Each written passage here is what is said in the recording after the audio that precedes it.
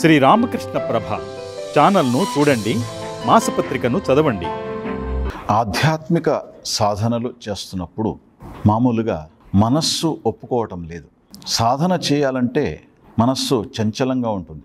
ఈ మనస్సు యొక్క చంచలత అనేది కేవలం మన సమస్య కాదు.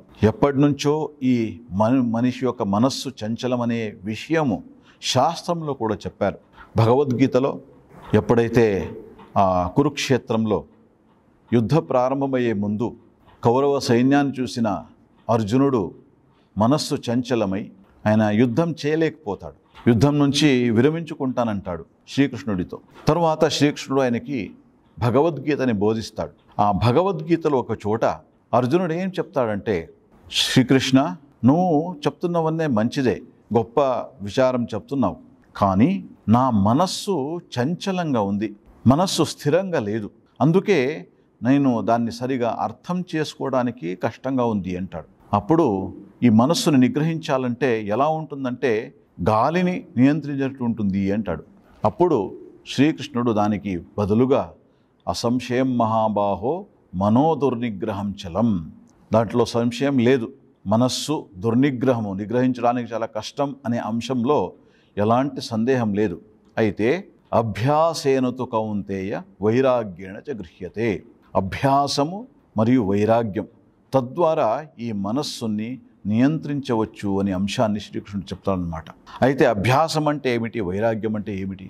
అభ్యాసం అంటే లక్ష్య సాధన కోసము ఏమి మనము చేయాలో దాన్ని మరల చేసే ప్రయత్నానికి అభ్యాసం అంటాడు. మనస్సుని స్థిరపరచాలంటే ఆ మనస్సుని ధ్యేయ వస్తుపైన నిలబడగలగాలి. ఆ కోసం మనము మరల చేసే అభ్యాసమే ధ్యానం అభ్యాసం అంటాం. అందుకే ఆ సాధకుడు భగవంతుడి పైన మనస్సు నిలబడగలగాలంటే రోజు ధ్యాన అభ్యాసం చేయాలి. తర్వాత మహాత్ములు ఏం చెప్తారంటే సత్సాంగత్యంలో ఉండాలి.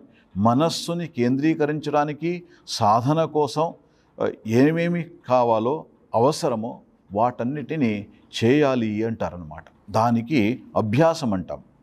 వైరాగ్యం అంటే ఏదైతే మనస్సుని భగవంతుడి పాదపద్మాల పట్ల కేంద్రీకరించడానికి ఆటంకంగా ఏది ఉంటుందో దాన్ని వదిలిపెట్టడము, దానికి వైరాగ్యం అంటారనమాట. త్యాగము, వైరాగ్యం.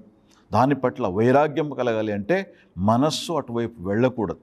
అంటే లక్ష్య సాధనలో ఆటంకంగా వచ్చిన ప్రతి దాన్ని కూడా మనము త్యజించాలి. అది ఒకటే మార్గం.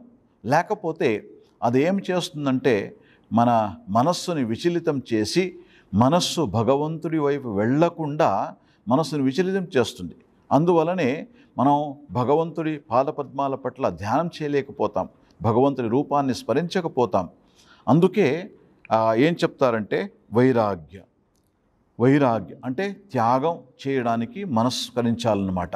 దానికి వైరాగ్యం అంటారు. ఈ విషయాన్నే శ్రీరామకృష్ణుల వారు ఏం చెప్తారంటే విషయే విరాగ్ భగవానే అనురాగ్ అని స్పష్టంగా చెప్తారన్నమాట. సాధన చేయాలంటే ముందుగా భగవంతుడి పట్ల అనురాగం ఉండాలి, భగవంతుడి పాదపద్మాల పట్ల ప్రేమ ఉండాలి, ప్రీతి కలిగి ఉండాలి.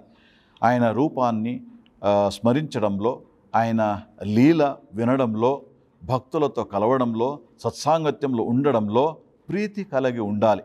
దాన్ని శ్రీరామకృష్ణుల వారు అభ్యాసం అంటారనమాట. భగవానే అనురాగ్. తరువాత విషయ విరాగ్. విషయ వస్తువు అంటే ఏదైతే మన మనస్సుని విచలితం చేస్తుందో, ఈ ప్రాపంచిక వస్తువులు వీటికి ఒక స్థిరమైన స్థితి అనేది లేదన్నమాట. అందువలనే దాన్ని మనస్సు పట్టుకుంటే మనస్సు కూడా చంచలమవుతుంది. కనుక ఆ మనస్సు స్థిరపడ్డాలంటే స్థిరమైన భగవంతుడు ఆయన్ని పట్టుకోవాలి. భగవన్ నామస్మరణ చేయడము, తర్వాత భగవద్ ధ్యానం చేయడము, భగవద్ లీలా కథనం చేయడము, భాగవత శ్రవణం చేయడము, ఇలాంటి చేస్తున్నప్పుడు భగవానే అనురాగ్. తరువాత విషయం పట్ల విరక్తిని కలిగి ఉండాలి. విషయ విరాగ్ అంటారు శ్రీరామకృష్ణుల వారు. అందుకే స్వామి వివేకానంద ఏం చెప్తారంటే త్యాగము మరియు సేవ అనేది మన భారతదేశ యొక్క ఆదర్శం అన్నారు. మన ఋషిమునులు ఇదే అంశాన్ని చెప్పారు. త్యాగం అంటే ఏదైతే మనల్ని లక్ష్యం విముఖం చేస్తుందో వాటన్నిటిని త్యాగం చేయాలి. తరువాత సేవ అంటే శివజ్ఞానే జీవసేవ, మానవ సేవే మాధవ సేవ. ప్రతి ఒక్కరిను భగవంతుణ్ణి చూస్తూ సేవ చేయడము. తద్వారా ఏమవుతుందంటే మనం మెల్లమెల్లగా భగవంతుడి వైపు వెళ్తాం. మనస్సు పవిత్రమవుతుంది. ఈ సేవ చేయగా చేయగా మనస్సు పవిత్రమవుతుంది. మనస్సు ఎంత పవిత్రమవుతుందో అప్పుడు భగవంతుడి పాదపద్మాల పట్ల అనురాగం కలిగి ఉంటుందన్నమాట, ప్రీతి కలిగి ఉంటుంది. పవిత్రమైన మనస్సు భగవంతుడి వైపు వెళుతూ ఉంటుంది. చివరికి మనము ఈ యొక్క అభ్యాసం చేస్తూ ఉండగా అప్పుడు స్థిరపడుతుంది మనస్సు. దానికి అభ్యాసం అంటారనమాట. తరువాత వైరాగ్యం అంటే ఏదైతే విచలితం చేస్తుందో మనస్సుని వాటిని త్యజించడం. దీనికే అభ్యాస తరువాత వైరాగ్యం అని చెప్తారు. సాధనలో ఇది చాలా ముఖ్యమైన అంశం. నిజమైన భగవద్భక్తుడు ఏం చేయాలంటే, ఈ ప్రపంచంలో మామూలుగా మనము 2 రకాల వస్తువుల్ని చూస్తూ ఉంటాం. ఒకటేమిటంటే దాన్ని మనము లౌకిక విషయాలు అంటాం. ఇంకోటి ఏమిటంటే భగవంతుణ్ణి వెతుకుతున్నాం. మనం చూడలేదు, అయితే భగవంతుణ్ణి వెతుకుతున్నాం. నిజంగా చెప్పాలంటే సాధకుడికి ఒక విషయం మనం తెలుసుకోవాలి. శ్రీరాములు వారు ఏం చెప్తారంటే, భగవంతుణ్ణి వెతకాలంటే అక్కడ ఇక్కడ వెతకకుండా మానవుడి హృదయంలో వెతుకు అంటారు శ్రీరాములు వారు. మానవుడు అంటే ఎవరు? మన చుట్టుపక్కల ఉన్న వాళ్ళందరూ మానవులే కదా, వాళ్ళ హృదయంలో కూడా భగవంతుడు ఉన్నారు కదా.